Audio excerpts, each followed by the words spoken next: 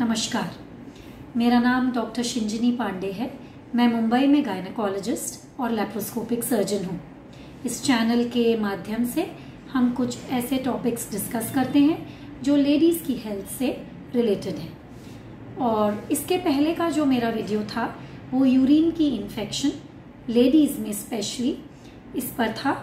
और पिछले वीडियो में हमने देखा था कि यूरिन का इन्फेक्शन एग्जैक्टली क्या होता है, इसके कारण क्या हैं, लेडीज़ में ये क्यों ज़्यादा होता है और यूरिन के इन्फेक्शन के लक्षण या सिम्टम्स क्या हैं। आज हम देखेंगे कि यूरिन के इन्फेक्शन से कैसे बचा जा सकता है। ये स्पेशली उन लोगों के लिए ज़रूरी है जिनको ये तकलीफ़ बार बार होती है। इसके अलावा हम देखेंगे कि कॉमनली क्या टेस्ट्स करवाई जाती हैं यूरिन के इन्फेक्शन की डायग्नोसिस के लिए, और फिर हम देखेंगे कि ट्रीटमेंट क्या है या उपचार यूरिन के इन्फेक्शन का क्या है। तो शुरू करते हैं। सबसे पहले प्रिवेंशन की बात करते हैं कि क्या टिप्स आप अपनी लाइफ में अपना सकती हैं जिससे आपको यूरिन के इन्फेक्शन की प्रॉब्लम बार बार ना हो। तो इसमें कुछ ही बातें हैं और जो बहुत ही सिंपल हैं। सबसे पहला और इम्पॉर्टेंट, हाइड्रेशन। हाइड्रेशन का मतलब होता है पानी अच्छी तरह से पीना। यदि पानी का इंटेक या जो भी आप पानी ले रहे हैं वो कम है तो यूरिन की कॉन्सेंट्रेशन बढ़ जाती है, यूरिन कॉन्सेंट्रेटेड होती है और इन्फेक्शन का चांस बढ़ जाता है। तो यदि आप अच्छी तरह से पानी पिएंगी, अपने आप को आप वेल हाइड्रेटेड रखेंगे तो यूरिन का इन्फेक्शन का चांस वैसे ही कम होता है, क्योंकि एक वेल हाइड्रेटेड पर्सन में अच्छी तरह से खुल के यूरिन होती है तो इन्फेक्शन का चांस कम होता है। ये बात गर्मियों में और भी इम्पॉर्टेंट है और स्पेशली समर सीजन में पानी पीने का ध्यान या लिक्विड्स का इंटेक एडिक्वेट होना ही चाहिए। कितना पानी पीना चाहिए, हर व्यक्ति की एक्टिविटी लेवल पर यह डिपेंड करता है, एज पर डिपेंड करता है, पर साधारण रूप से कम 3 लीटर्स या 3 लीटर पानी एक दिन में एडिक्वेट होता है। अब देखते हैं और क्या तरीके हैं कि सेल्फ केयर में आप ऐसा क्या कर सकती हैं कि आपको यूरिन की इन्फेक्शन ज़्यादा ना हो या बार बार ना हो। तो सबसे पहले मेंस्ट्रुअल हाइजीन या पीरियड्स के दौरान अपनी प्राइवेट एरियाज़ को अच्छी तरह से क्लीन रखना, अंडरगारमेंट्स वगैरह को अच्छी तरह से क्लीन रखना, ये सब बहुत इम्पॉर्टेंट है। क्योंकि जब पीरियड्स के दिन होते हैं तो हमारी नीचे की जो एरिया है वहाँ की इम्यूनिटी थोड़ी सी कम होती है और इन्फेक्शंस होने की चांस थोड़ी ज़्यादा होती है। इस पर ऑलरेडी मेरा एक पिछला वीडियो है वेजाइनल इन्फेक्शंस पर, जिसमें मैंने पीरियड्स के दौरान क्या केयर रखनी चाहिए उस पर मैंने बात करी है। आप चाहें तो वो भी देख सकते हैं। इसके अलावा नॉर्मल रूटीन केयर में आपको क्या बातों का ध्यान देना चाहिए। तो नॉर्मल रूटीन केयर में एक बात बहुत ज़रूरी है हर लेडी को समझना कि जब हम नीचे का प्राइवेट एरिया वॉश करते हैं, धोते हैं या क्लीन करते हैं या वाइप करते हैं, पोंछते हैं, तो जो हमारा डायरेक्शन है क्लीनिंग का वो आगे से पीछे की तरफ होना चाहिए, उल्टा नहीं होना चाहिए। यानी यदि आप पीछे से आगे की तरफ क्लीन करेंगे, चाहे वो पानी से क्लीनिंग हो या टिश्यू पेपर से या कपड़े से, तो चांस इन्फेक्शन की ज़्यादा हो जाती है। और इसका सिंपल कारण ये है कि पीछे की तरफ मोशंस या संडास का रास्ता होता है और ये रास्ते में हमेशा जंतु या बैक्टीरिया होते हैं। तो जब पानी हम यूज़ करते हैं क्लीन करने के लिए तो पानी का बहाव या स्प्रे का डायरेक्शन आगे से पीछे, that is front to back होना चाहिए। और यदि आप टॉयलेट पेपर का इस्तेमाल कर रहे हैं, किसी क्लीन कपड़े का या टॉवल का इस्तेमाल कर रहे हैं, तो भी आगे से पीछे की तरफ क्लीन करें, पीछे से आगे की तरफ गलत है। ये तो हो गया एक सेल्फ केयर का जो इम्पोर्टेंट कारण है।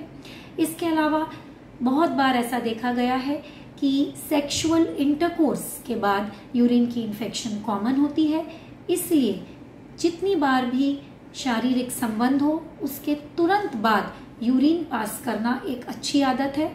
ऐसा देखा गया है कि जो लेडीज संबंध रखने के पहले और बाद में यूरिन रेगुलरली पास करने जाती हैं, उनको यूरिन इन्फेक्शंस की चांस काफ़ी कम हो जाती है।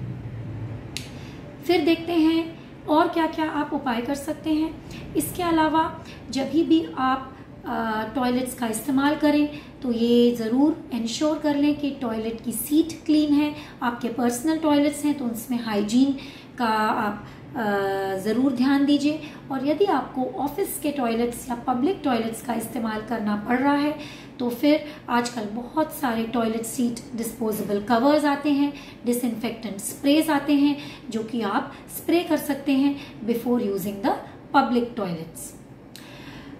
टॉयलेट्स जब आप फ्लश करते हैं तो जो फ्लश का हैंडल है वो सबसे एक्चुअली इन्फेक्टेड एरिया होता है, तो उसको डायरेक्ट ना टच करें, टिश्यू पेपर के थ्रू उसको टच करके टॉयलेट्स को फ्लश करिए।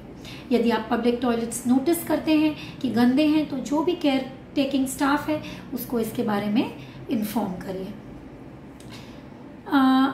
ये तो हो गए जो एक नॉर्मल मेजर्स कोई भी लेडी जिसको अपनाने चाहिए। एक और बात बता दूं, बहुत सारी लेडीज तरह तरह के स्पेशल सॉल्यूशंस या स्पेशल वॉशेस यूज करते हैं नीचे के भाग को क्लीन करने के लिए। कई बार वेजाइनल एरिया में सुगंधित या स्मेल वाले स्प्रेज यूज करती हैं, डिओड्रेंट्स आते हैं नीचे यूज करने के लिए। तो इन सब चीज़ों का इस्तेमाल हमें नहीं करना चाहिए, इनसे इन्फेक्शन की चांस बल्कि ज़्यादा बढ़ सकती है। याद रखिए, नीचे के एरिया को क्लीन करने के लिए नॉर्मल पानी और कोई भी माइल्ड या साधारण सोप इनफ है। आपको स्पेशली डेटॉल या फिर सैवलॉन इस तरह के सॉल्यूशंस लोअर एरिया को क्लीनिंग के लिए नहीं यूज़ करने हैं। Normal water and soap he use करिए, पर ये देखिए कि अच्छी तरह से क्लीनिंग हो गई है और क्लीनिंग का डायरेक्शन सही है। क्लीनिंग के बाद नीचे के पार्ट्स को कंप्लीटली ड्राई करना, अपने प्राइवेट पार्ट्स को कंप्लीटली ड्राई करना ज़रूरी है। फिर बहुत सी लेडीज़ मुझसे पूछती हैं कि जो क्रैनबेरी जूस है, क्रैनबेरी जूस हमको पीना चाहिए क्या ये यूरिन के इन्फेक्शन से बचाता है?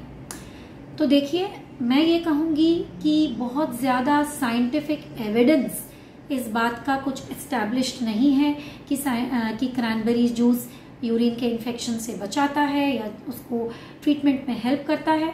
क्रैनबेरी जूस में ऐसा पाया गया है अलग अलग शोधों में, रिसर्च में, कि उसमें कुछ एक ऐसे केमिकल्स होते हैं जो बैक्टीरिया को आपकी जो पेशाब की थैली है उससे चिपकने में प्रिवेंट करते हैं, रोकते हैं। पर बहुत ज़्यादा इस पर कोई कंफर्म्ड एनालिसिस या रिजल्ट नहीं है। मैं तो ये कहूँगी कि क्रैनबेरी जूस तो ठीक है, यदि आपको लेना है आप ले लीजिए, पर साधारण लिक्विड्स, नॉर्मल पानी या नॉर्मल लिक्विड्स अच्छी मात्रा में कंज्यूम करिए, यही आपको हेल्प करेगा। तो ये तो हो गए प्रिवेंटिव मेजर्स। अब हम देखते हैं कि क्या टेस्ट्स होती हैं जो नॉर्मली यदि किसी लेडी को यूरिन की इन्फेक्शन के सिम्टम्स हैं तो डॉक्टर के पास जाने पर डॉक्टर क्या टेस्ट्स नॉर्मली करवाएगी। तो इसमें सबसे कॉमन और इम्पॉर्टेंट टेस्ट है यूरिन रूटीन एंड माइक्रोस्कोपिक की वाली जांच, जिसे यूरिन रूटीन टेस्ट भी कहा जाता है। ये एक सिंपल टेस्ट है, इसकी रिपोर्ट तुरंत आ जाती है।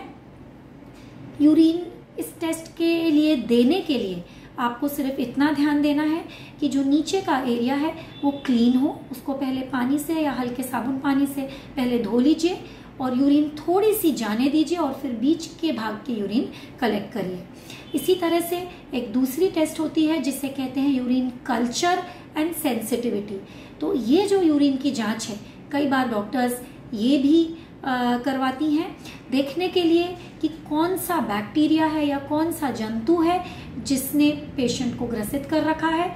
और एक बार इस टेस्ट में जब बैक्टीरिया आइडेंटिफाई हो जाता है तो इस टेस्ट के माध्यम से हमें ये भी पता चल सकता है कि कौन सी दवा उस बैक्टीरिया पर अच्छी तरह से एक्ट करेगी। इस टेस्ट की रिपोर्ट नॉर्मली 3 से 5 दिन लेती है आने के लिए। इसमें भी यही रूल है, आप पेशाब का सैंपल देने के टाइम लोकल पार्ट को, प्राइवेट एरिया को पहले क्लीन कर लीजिए, थोड़ी यूरिन जाने दीजिए और जो मध्य भाग की जो यूरिन है उसको बॉटल में, क्लीन बॉटल में दीजिए।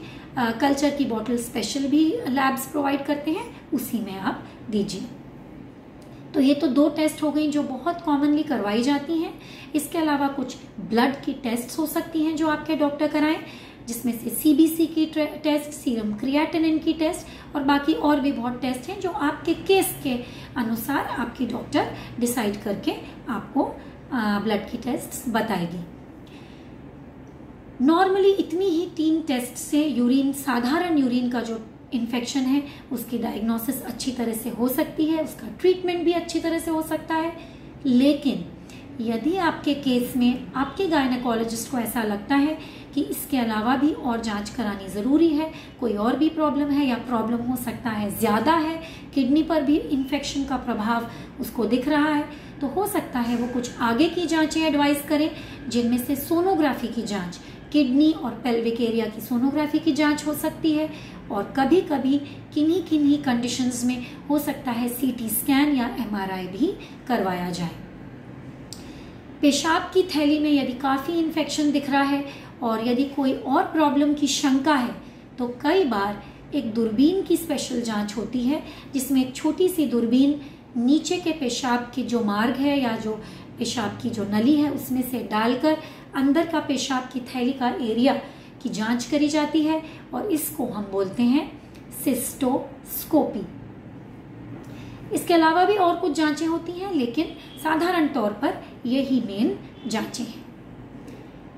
इन जांचों से आपकी डॉक्टर ये सही से पता लगा सकती है कि आपको इन्फेक्शन कितनी सिवियरिटी का है, नीचे के भाग का ये इन्फेक्शन है कि ऊपर तक जाने वाला किडनी का इन्फेक्शन की शंका है, और उस हिसाब से आपको ट्रीटमेंट एडवाइस किया जाएगा। यदि सिंपल इन्फेक्शन है, सिंपल से मतलब है कि बहुत सीवियर इन्फेक्शन के फीचर्स नहीं है, तो कुछ साधारण एंटीबायोटिक्स जिसमें हो सकता है नाइट्रोफ्यूरेंटॉइन ग्रुप, सेफेलेक्सिन ग्रुप, सेफ्ट्रायक्सोन ग्रुप, ये सब ओरल रूट से यानी मुख के द्वार से ही आपको दिए जाएंगे।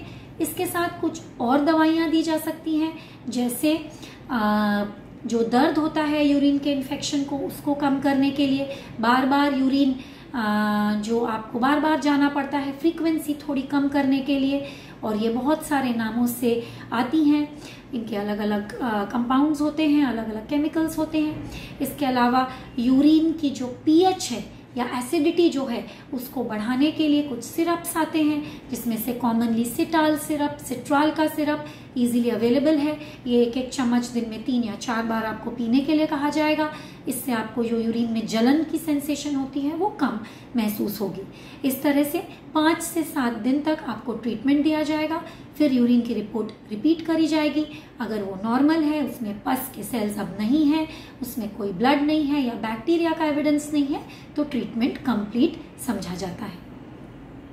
इन्फेक्शन अगर ज्यादा दिख रहा है, आपके ब्लड की टेस्ट में इन्फेक्शन का प्रमाण बहुत ज़्यादा है, आपकी CBC में जो वाइट सेल्स की काउंट है वो बहुत ज़्यादा है, इन्फेक्शन ज़्यादा है, पस की सेल्स बहुत आ रही हैं, और यूरिन की कल्चर रिपोर्ट में भी बैक्टीरियाज ऐसे आ रहे हैं जो नॉर्मल गोलियों से ना जिन पर काम हो, कभी कभी इंजेक्टेबल्स भी देनी पड़ती हैं, तो डॉक्टर आपको एडमिट कर सकते हैं, और हो सकता है इंट्रावीनस एंटीबायोटिक्स का भी इस्तेमाल किया जाए या ब्रॉड स्पेक्ट्रम या हायर एंटीबायोटिक्स का आपके लिए इस्तेमाल किया जाए।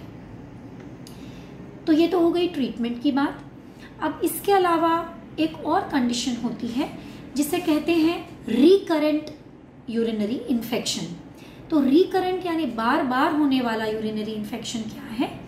यदि किसी लेडी को 6 महीने के अंतराल पर 2 या 3 बार इन्फेक्शन हो जाए, या साल भर में 4 बार आपको इन्फेक्शन की फ्रीक्वेंसी हो रही है, बार बार यूरिन इन्फेक्शन हो रहा है, तो इसे हम कहते हैं रिकरेंट यूरिनरी इन्फेक्शन की प्रॉब्लम। इसके लिए पहले आपकी पूरी जांचें करवाई जाएंगी, कोई किडनी में, कोई बनावट में, या कोई नीचे यूट्रस के लेवल पर कोई प्रॉब्लम तो नहीं है जिससे कि बार बार इन्फेक्शन हो रहा है। एक बार पूरी जांचें क्लियर हो जाती हैं, फिर भी बार बार इन्फेक्शन होता है, तो कभी कभी स्पेशल कैटेगरी में ऐसी लेडीज को लंबे समय तक लो डोज एंटीबायोटिक दी जाती है। हो सकता है आपका ट्रीटमेंट 3 से 6 महीने भी चले और आपको कम मात्रा में एंटीबायोटिक लंबे अंतराल के लिए, लंबे समय के लिए लेना पड़े। अगर आपके केस में आपके गायनेकोलॉजिस्ट को ऐसा लगता है कि यूरिन का इन्फेक्शन आपको सेक्सुअल इंटरकोर्स यानी जितनी बार आप संबंध जोड़ते हैं या रिलेशन रखते हैं उसके बाद हो रहा है, इंटरकोर्स की एक्टिविटी के बाद आपका यूरिन का इन्फेक्शन बढ़ जाता है, तो फिर आपको हो सकता है एक सिंगल टैबलेट एंटीबायोटिक की, लो डोज एंटीबायोटिक की सेक्सुअल एक्टिविटी के बाद यानी इंटरकोर्स के बाद लेने के लिए आपकी गायनेकोलॉजिस्ट आपको एडवाइस कर सकती है। इस तरीके के प्रिवेंटिव ट्रीटमेंट को पोस्ट कॉइटल प्रोफाइलैक्सिस बोला जाता है। फिर कभी कभी यदि पेशेंट को देखने के दौरान ऐसा मालूम पड़ता है कि मेनोपॉज की एज है और नीचे की टिश्यूज जो योनि के मार्ग की कोशिकाएं हैं, टिश्यूज हैं, उनमें बहुत ड्राइनेस है और मॉइस्चर की, लुब्रिकेशन की कमी है और इस रीजन से बार बार वेजाइनल ड्राइनेस, वेजाइनल इन्फेक्शन, योनि मार्ग के इन्फेक्शन और साथ में यूरिन की इन्फेक्शन भी होती है, तो कभी कभी ईस्ट्रोजन हार्मोन की क्रीम नीचे योनि के मार्ग में लगाने के लिए दी जाती है। इस लोकल ईस्ट्रोजन हार्मोन की जो क्रीम है, इसको जब हम योनि मार्ग में लगाने के लिए देते हैं तो इससे बहुत सी लेडीज को वेजाइनल इचिंग की प्रॉब्लम, वेजाइनल ड्राइनेस की प्रॉब्लम और साथ में बार बार यूरिनरी जो इश्यूज हैं, यूरिन में इरिटेशन होना, फ्रीक्वेंसी, ये सब चीज़ों में काफ़ी हद तक राहत मिल जाती है। साथ में ईस्ट्रोजन या हार्मोन की क्रीम यूज़ करने से जो बाकी के साइड इफ़ेक्ट्स हैं, अगर टैबलेट जो हार्मोन की दी जाती है उसके साइड इफ़ेक्ट्स भी नहीं होते और ये एक बहुत ही बेहतरीन इलाज है उन लेडीज़ के लिए जिनको वेजाइनल ड्राइनेस और साथ में यूरिनरी इन्फेक्शंस भी काफ़ी कॉमन है मेनोपॉज की एज ग्रुप में। तो इस तरह से जो डॉक्टर है वो अलग अलग पेशेंट के हिसाब से आपकी स्पेसिफिक प्रॉब्लम क्या है आपको उस हिसाब से ट्रीटमेंट देगी। यदि आप प्रेग्नेंट हैं और आपको बार बार यूरिन की इन्फेक्शन हो रही है तो हो सकता है आपकी स्पेशल टेस्ट्स करवाई जाएं, क्योंकि प्रेगनेंसी में यूरिन इन्फेक्शन यदि हो तो हो सकता है कभी कभी प्रेग्नेंट लेडी की के बच्चे की ग्रोथ अच्छी ना हो, ग्रोथ रिटार्डेड हो, जिसे बोलते हैं इंट्रा यूट्राइन ग्रोथ रिटार्डेशन। कभी कभी जल्दी डिलीवरी होने का भी डर ऐसी लेडीज़ में ज़्यादा होता है, इसीलिए प्रेगनेंसी के दौरान यूरिन इन्फेक्शन को बिल्कुल भी इग्नोर नहीं करना चाहिए और अपने गायनेकोलॉजिस्ट की एडवाइस के हिसाब से ही ट्रीटमेंट करवाना चाहिए। फिर आते हैं अगर कॉज या कारण यूरिन इन्फेक्शन का, आप समझिए यूरिन की ट्रैक्ट में कोई स्टोन है तो ऑब्वियसली स्टोन को रिमूव करना हो सकता है, इसके लिए आपको यूरोलॉजिस्ट की ओपिनियन लग सकती है। और इसी तरह से डिफरेंट रीजंस हैं, यदि कोई नीचे के पार्ट में, यूट्रस के लोअर पार्ट में बड़ा फाइब्रॉइड है या बड़ी गांठ है जिसकी वजह से यूरिन की जो थैली है उस पर प्रेशर पड़ रहा है और बार बार यूरिन इन्फेक्शन हो रहा है, तो फाइब्रॉइड का रिमूवल या यूट्रस का रिमूवल भी कभी कभी एडवाइस किया जाता है depending upon patients need and requirement. तो हर पेशेंट की ट्रीटमेंट हो सकता है, पेशेंट की पर्सनल जो इशू है उसके हिसाब से पेशेंट का ट्रीटमेंट प्लान किया जाता है। आज के वीडियो में हमने ये सब इम्पॉर्टेंट बातें देखी हैं कि किस तरह से ट्रीटमेंट किया जाता है, रिकरेंट यूटीआई का ज़्यादातर क्या ट्रीटमेंट है।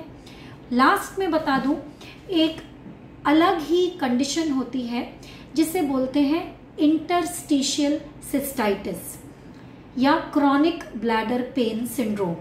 तो ये कोई इन्फेक्शन नहीं है, ये एक अलग ही कंडीशन होती है जिसकी डायग्नोसिस ऑफ एक्सक्लूजन होती है, यानी जब इन्फेक्शन या कोई और कारण नीचे के दर्द के नहीं होते और जब हम सिस्टोस्कोपी करते हैं यानी ब्लैडर के अंदर दूरबीन डालते हैं तो कुछ ऐसे चेंजेस दिखते हैं जो ये दिखाता है कि जो आपका जो यूरिन का थैली है उसमें सूजन के चेंजेस हैं और इसको बोला जाता है इंटरस्टिशियल सिस्टाइटिस।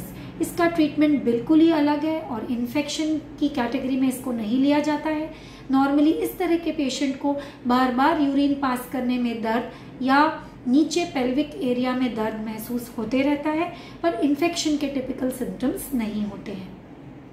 तो ये एक अलग ही डायग्नोसिस है, पर मैंने सोचा यहाँ पर आपको मेंशन कर दूँ। और आज के लिए हमने एक कंप्लीट कवर किया कि भाग 2 में कि क्या तरीके हैं जिससे आप यूरिन इन्फेक्शन से बच सकते हैं, क्या डायग्नोसिस के लिए साधारणतः क्या टेस्ट्स करी जाती हैं और ट्रीटमेंट या इलाज कैसे किया जाता है। आज के लिए इतना ही। आशा करती हूँ आज की टॉक आपको इन्फॉर्मेटिव लगी होगी। नमस्कार।